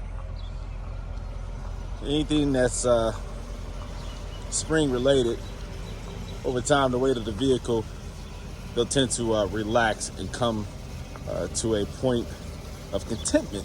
The best way I could explain it. So this is a good height. He wanted it lower than factory, which I accomplished. The tires come out a little bit further than factory. These are 20s, staggered, 20 by 9, 20 by 10 in the back. And his tire choice, he didn't stretch the tire, so they come out a little bit past the rim, and they come about to the edge of the fender in the rear, and in the front, they tuck in a little bit, so that's good. So that's good when going up the driveway. You don't have to worry about your tires catching your fenders in a low setting like this, with the suspension being dropped like this. Little things you have to worry about. Of course, when you get in, you're gonna have more weight displacement onto the driver's side, so you have to consider that. Make sure the tires aren't rubbing. But it's a good look right here. It's a nice feel. So far, everything feels good, looks good. So again, I'm gonna keep driving it around, jumping in and out, seeing how the car sits. Because the tires do stick out a little bit higher and a little bit further in the back, I'm trying to get special attention, making sure they don't rub. Now, I think he is going to go with another rim, another tire and wheel combo. And he's going to stretch it a little bit because he wants the rim to stick out, kind of how my silver one is in my other videos. But those are 20 by 10 and a halves. He's not going to do anything like that, but he does want that look, okay? So he might need some spacers in the front to make the rim stick out if he's going to go with a 20 by 9. I like wider offset, especially when it comes to handling. It's beneficial. I do stretch the tires though, so that so I can get the max width without compromising the tires catching the fenders or whatever. That's the purpose of stretching the tires out, so you can go either as big or as wide as you want to go without causing damage to the vehicle, the body of the vehicle. I'm not rolling fenders or anything like that. So I play around a lot. I do a lot of customizing to get the look that I want. I don't expect other owners to do that. So he's gonna stick within the parameters of safety as well, and he's gonna do the look that he wants. Right, as of right now, this is a very nice look. The staggered with the lip, it's a nice look. 5-star wheels always look good on Mercedes, especially the SL. What brand? I don't know what brand wheel this is, but it's a very nice wheel though, with the chrome lip, with the machined finish spokes, with the black to offset it. I like that. I don't know what brand wheel that is because he has the Mercedes center caps. It's a good look, so I like it. I like it. I like it. All right, more to come. Okay, so I'm now driving it on the highway. I'm seeing how it feels, and I'm seeing that this radio is going in and out. So there's an issue probably with the amplifier that needs to be addressed. It keeps coming on and off. Sometimes it'll say unavailable, it'll shut off. You're hearing popping noises, cracking, popping noises while it's working. So that's usually related to the amplifier. But I'm seeing how the car drives, and on the driver's side, the rear is a little bit too low. It rubs a little bit. And I thought that I saw some lines on the tires indicating that there might be some rubbing.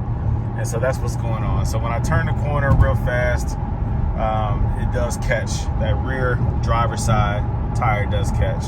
So I'm going to raise that one just a little bit. Typically when I do these coilovers, even if you measure the left and right side perfectly, usually on the driver's side, because mostly The driver's side suspension has a little bit more weight on it because the driver is usually the only one driving these cars for the most part. Seldom do you always have a passenger with you. So it tends to just kind of settle more and wear more on the driver's side.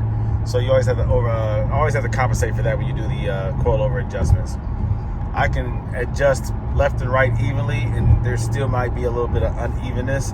It's just what it is, you know. It's just wear and tear, and over time, certain components wear a little bit more on the side that carries the most weight, so it makes sense. But the car, besides that, handles real good. As of right now, I think I have it dialed at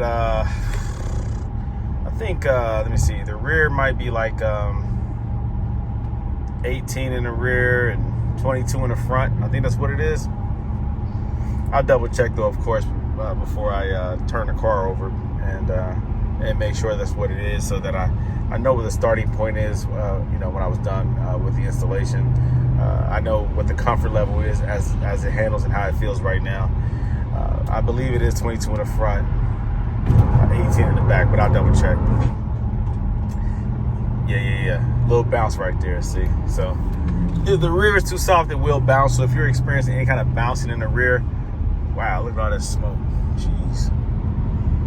Yeah, something wrong there. Anyways, if you're experiencing any kind of bouncing in the rear after you hit a dip or a bump, you need to firm that rear suspension up. If you're trying to do it to eliminate the rubbing, well, you're better off adjusting the height. Get the height proper and then worry about that. Don't try to overcompensate with dampening, because then you'll throw the whole system off and it won't be well balanced. So don't try to firm it up in order to prevent it from rubbing. Instead, raise it up a little bit and then firm it up if necessary. But yeah, it handles real good though on the highway. I will tighten up that rear a little bit after I make the height adjustment. There is a little bit more bounce. I actually drive my front end more firm to 22, probably around like 24, 25. And then the rear, I have it about anywhere between 18 to 20, probably about 20. We'll see. I'll make the adjustments. And then he has 20-inch rims. He has a thicker tire than I usually put on my 20s, on my SLs. I usually stretch mine because I go with the wider wheels, so it's less tire height-wise. The sidewall will be thinner because I'm stretching it. But it does feel good, but you have to adjust your suspension accordingly. Adjust the coilovers to what type of wheels and tires that you have and the look that you're going for and the softness or the firmness that you like to feel. I drive mine more aggressive and fast, and so I need a stiffer suspension. I also put Swift springs on mine because of that. But in this case, he just wants a nice, everyday, comfortable ride. So I'll get it dialed in so that it does suit his needs. All right, guys, so I have the final adjustment. It's 19 in the rear, 24 in the front. That is the dampening settings on this 2005 SL500 with 20-inch staggered wheels. And I keep mentioning that because that's relevant to how the car is sitting, the space, the gap that you have all the way around. He wanted it low, but I can't go too low because the back will catch. It does rub in the back if I go too low. So that's the lowest I could go without it rubbing often. And now it's even all the way around. It's level all the way around. And I definitely think that this is the look that he's going for. I know he's going to switch out the rims. He'll switch out the tires as well. Or I think he's going to keep these tires. But the offset of the rims is going to determine how the tires sit on the car and on the rims. So that might change it a little bit, but I think this is a safe height no matter what wheel offset he chooses. I think that this is good. This is a good look right here. So again, it's set at 24 firm in the front, 19 firm in the rear. With 20s, you're going to get less tire. So this is a stiff but comfortable ride. I love the way it handles. This is close to how I have mine set up. Right now I have 18s on mine, factory 18s, but I will be switching it out to 20s. And so again, this gives me a good idea of how I want mine, not only to sit, but to feel, okay? So this is a good look right here. I like it. So he'll be by Saturday to pick it up. Today is Thursday. He'll be by Saturday to pick it up. And before he picks it up, I'll make sure that it's washed, shining, shining real nice and pretty, you know, ready to go. So I got minimal, really dirt on the inside. Inside was already clean. I'll just do a little quick wipe down just in case I did introduce any more dirt to the interior. It is a lighted interior, light color interior, like a light tan. So I should be able to clean that up easily or identify any dirt and wipe it up. The exterior, of course, has oil from the conversion. It is, you know what it is. Hydraulic fluid gets all over the place. And so I'll make sure that the car is clean when I'm done before he receives it. It's a little, a little dirty just from sitting outside anyway. So I'll make sure that it's nice when he receives it. All right, there you go. So I'm tired. I'm slurring a little bit. This is what happens after I work a long time on vehicles. I tend to become a little bit lackadaisical in my speaking ability. I'm tired of the mug, in other words. All right, here I go. I'm about to put this thing back in, but there you go. All right, looking good, man, looking good. Another coilover job complete. Let's go.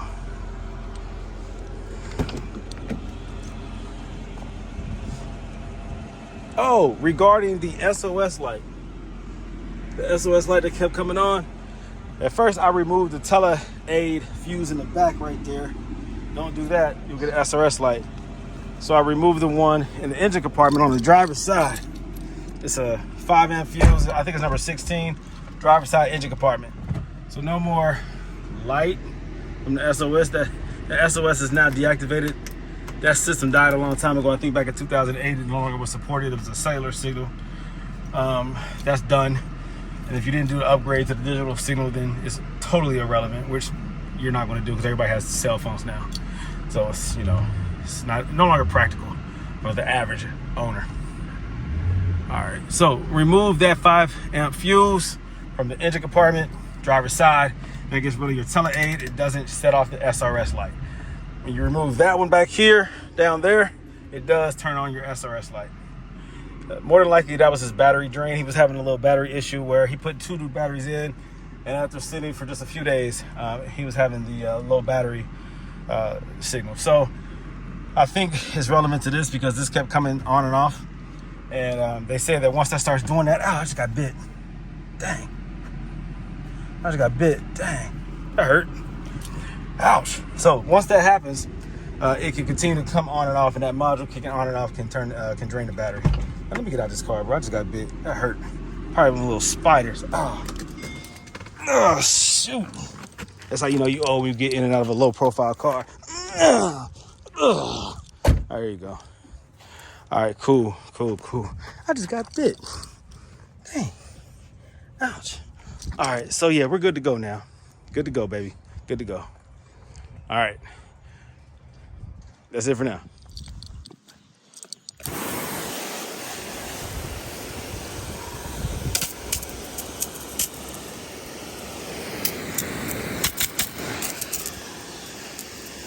All right.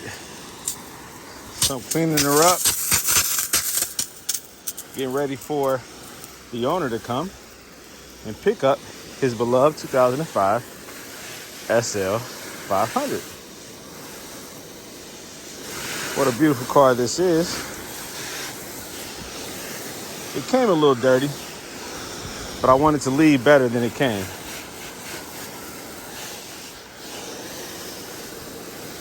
And any dirt that I introduce onto it, gotta clean that off too. Gotta make sure that when he receives his car, he's happy, not only with how it handles and how it drives, but more importantly, the overall experience. So you have to give consideration to also how it looks. The overall experience.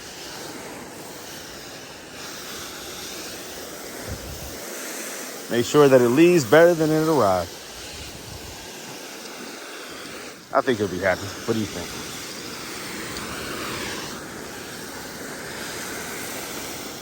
You see, a part of caring for customers is taking care of customers. A part of taking care of customers is going the extra step. You see, when a customer feels that you care, he feels like the service is personal, then they tend to not only want to take care of you and want to pay for your services, but they also want to tell others about you. They also want to make sure that you're successful. You take a personal interest in them, they take a personal interest in you. And it's not always about what you get out of the deal. It feels good just to help others out, to make people feel like they got a good deal, to make people feel like their time, their money actually was put to use and they got the results that they were looking for. Maybe even more than what they were expecting. You see, you take care of people, they'll take care of you. It's not always about what you receive. Oftentimes it's more about what you give. And it's just what it is, cause and effect. By giving more, you'll receive more. More importantly, it makes you happy. And it makes people around you happy. That's how you build a business. Okay, so she's all shined up and ready to go now. She's pretty, very pretty. Very pretty.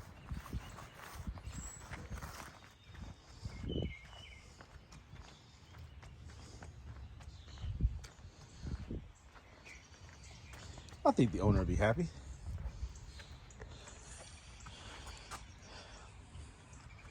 Ready to go.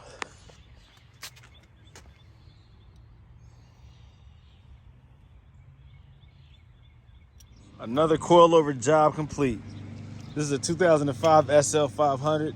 It has the Silver's Neomax coilovers installed. The owner of this vehicle is from Dayton, Ohio, almost near Columbus, it's somewhere in between there. And he brought it here, down here to Cincinnati, Ohio, for me to do the Silver's Neomax coilover swap. Now this car only has like 58,000 miles on it. This car was in perfect condition. ABC, which is the active body control suspension. It is a hydraulic fluid based suspension. It was in perfect working condition. So why did I do a Silver's Neomax adjustable coilover swap on it? Because he wanted reliability. He didn't want to have to ever worry about the ABC failing. He wanted it to be perfect all the time.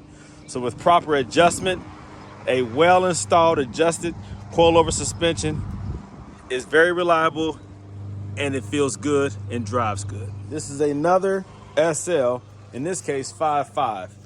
This has the adjustable coilover suspension from Silver's Neomax. This car did have ABC problems. There was a busted line. There was a lot of money that was expected to be involved in repairing that system. Now, some owners might have repaired it in order to keep it original with active body control suspension. But in my case, this is my personal vehicle. I fully understand the advantages of having a Silver's Neomax conversion done on an SL. I've had several of these SLs. This is my second SL55 that I've personally owned, and this I decided to convert over to Silver's Neomax because this is a car that I'm going to keep forever. I have no intention on ever selling it. I want to always be able to jump in this car and never have issues out of my suspension. The only sure-proof way of doing that is a conversion.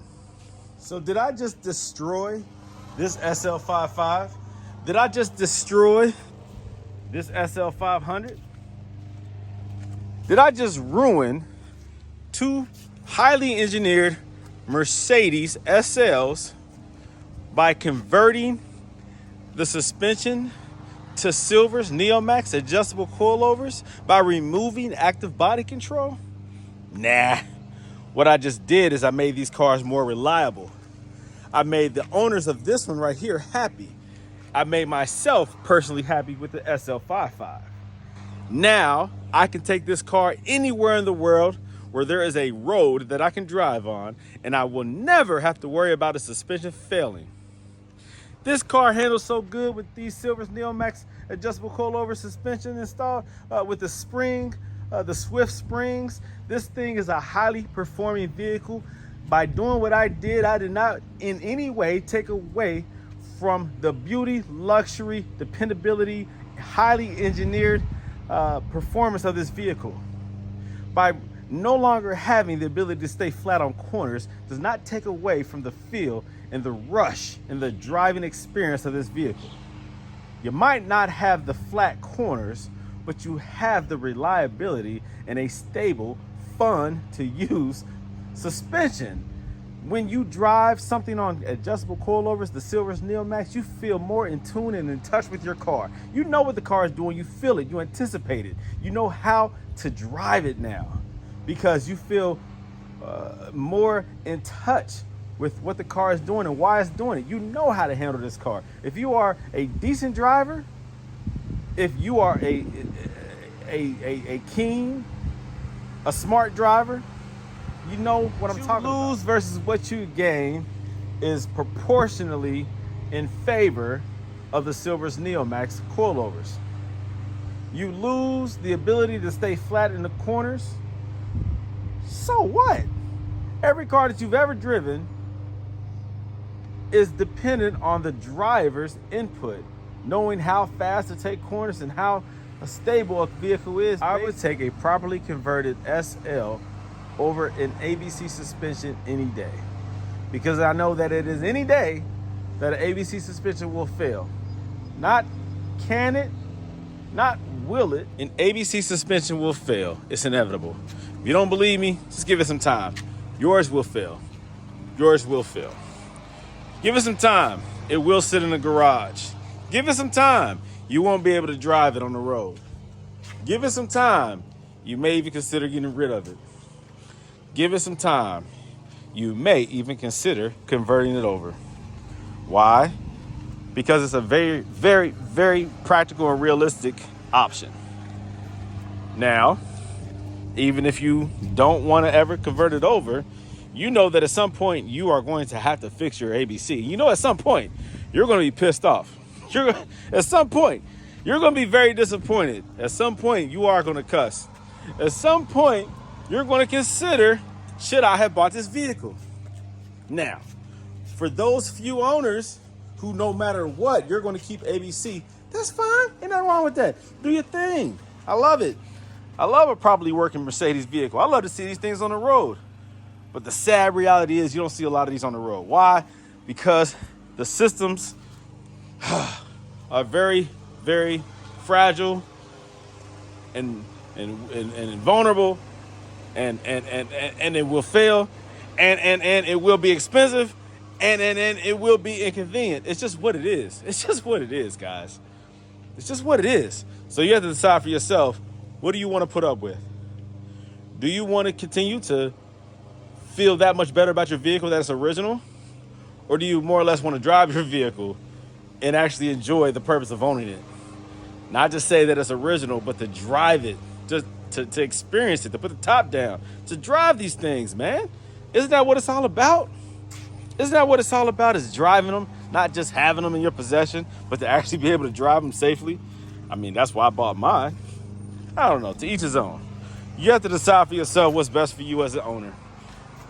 Any Mercedes that you own that's on active body control suspension, you have to decide for yourself what's best for you.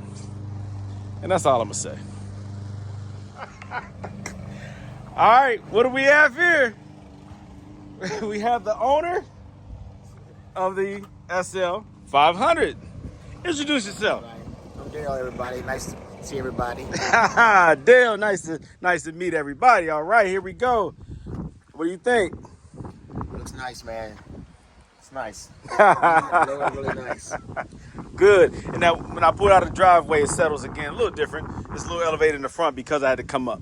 Of course, hit the brake, and so it typically will raise a little bit. So pulling it out, it'll settle. It's like perfect all the way around.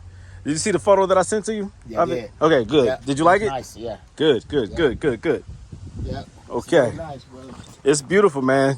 Shines up pretty nice too. Yeah, it's ceramic coating. Okay, is that what it is? That is, yeah. Okay, very nice. Very nice. Yeah. Gotta get my rails now, man. Yeah. Yeah. Because this looks good, but you have some plans to make it even better. So, how long have you had these wheels on there? 20 years. Stop playing. Really? Really? Yeah. Doggone, they've held up well. Yeah, about what, 14 years? Golly. Yeah. About 14 years. Yeah, you've kept them very nice. Very nice. Yeah, but it's time for new when you start seeing it now. Yeah. But overall though. Yeah, when cleaning it up, I saw a little bit of just old dirt that's just been sitting in there Yeah. building up. But I mean, it cleans up very well. No oxidation. Like, really been taken care of. You can tell.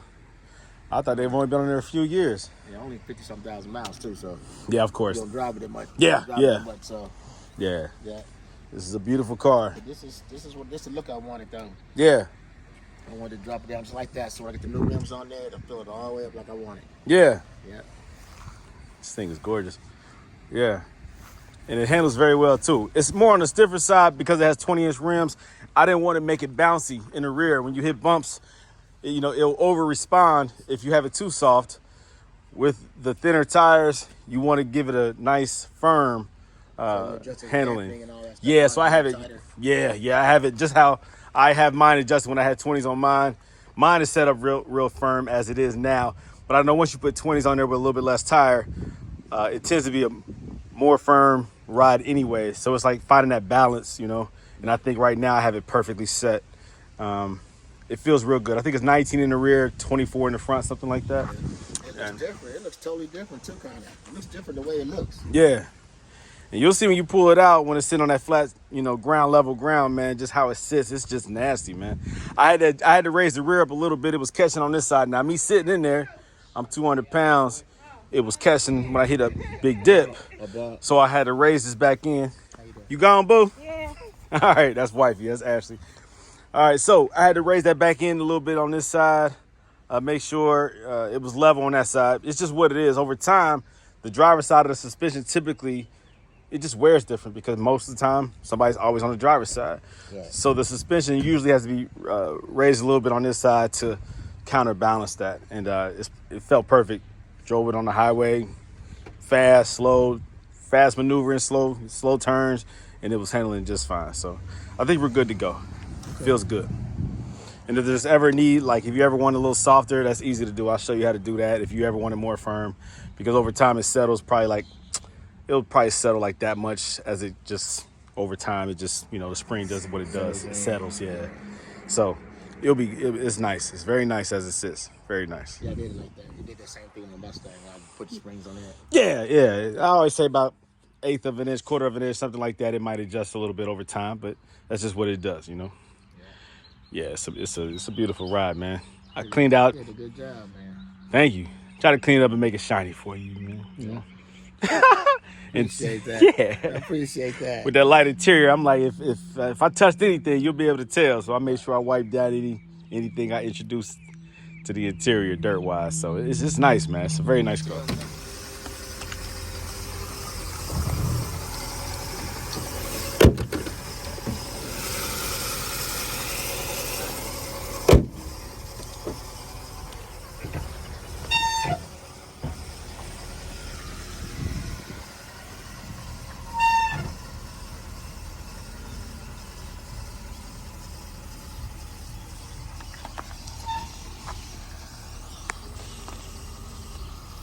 All right, so we're about to take it for a test spin. And we have up here the Corvette that's going to be replacing it in my driveway.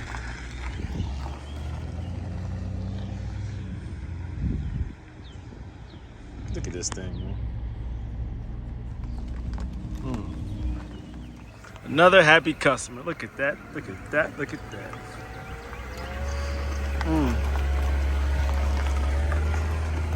That is a beautiful car there.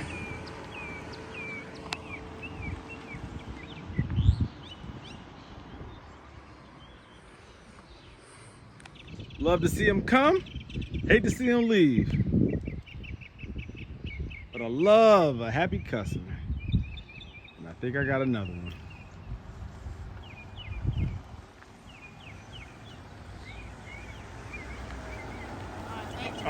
All right. Yes, sir. See you later.